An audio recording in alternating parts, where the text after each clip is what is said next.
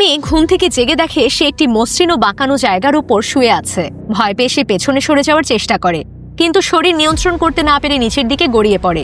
অল্পের জন্য গভীর খাদে পড়ে যাওয়ার হাত থেকে রক্ষা পায়।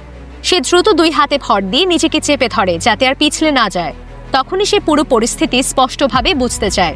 চারপাশে শুধু খাড়া পিচ্ছিল পাহাড়ি দেয়াল, যেন এক বিশাল ঢাল।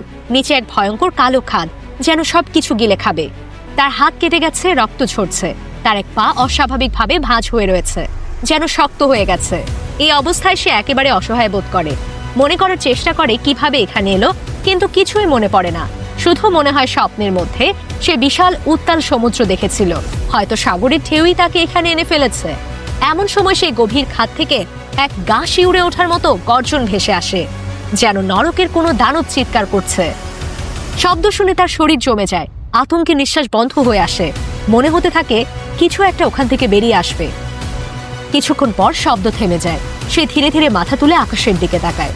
কালো মেঘে পুরো আকাশ ছেয়ে গেছে, যে কোনো সময় তীব্র ঝড় বৃষ্টি নামতে পারে। সে জানে যদি বৃষ্টি শুরু হয় তবে এই পিচ্ছিল দেয়াল ধরে আর টিকে থাকা সম্ভব হবে না। তার নিশ্চিত মৃত্যু ঘটবে। এখন তার একমাত্র উপায় হলো উপরে ওঠা। নিজেকে শান্ত করে শক্তি সঞ্চয় করে সে চেষ্টা করে উপরে ওঠার। তার প্রতিটি পদক্ষেপ এখন আরো বিপজ্জনক। সামান্য ভুল করলে সে গভীর খাদে পড়ে যাবে। মেয়েটা কি পারবে এই অবস্থা থেকে বেঁচে ফিরতে?